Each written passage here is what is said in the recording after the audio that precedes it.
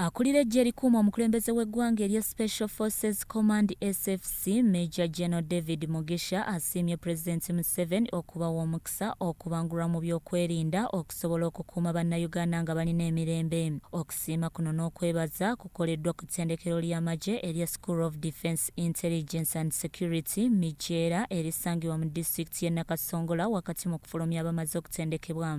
During this course should be taken as an invaluable asset as you embark on the chapter of utilization as you prepare to serve the nation with pride and honor.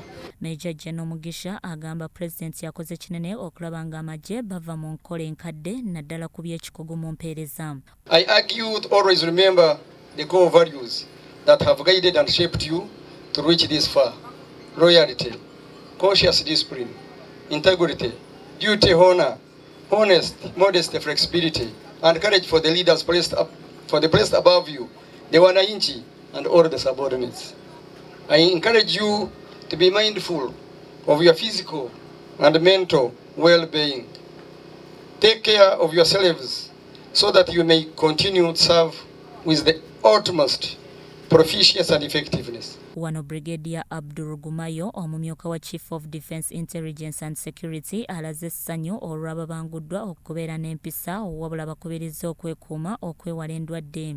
You need to be agents of change in these units where you will be deployed, and I think in the few years to come what we are talking about is going to be history.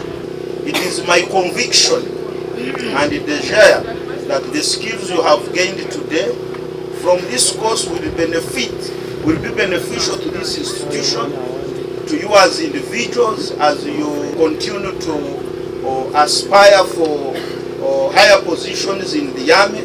Bano balaze obukodyo bwe bafunye mu kutebenkeza emirembe. Byowulagabye Crossall TV Omunyo.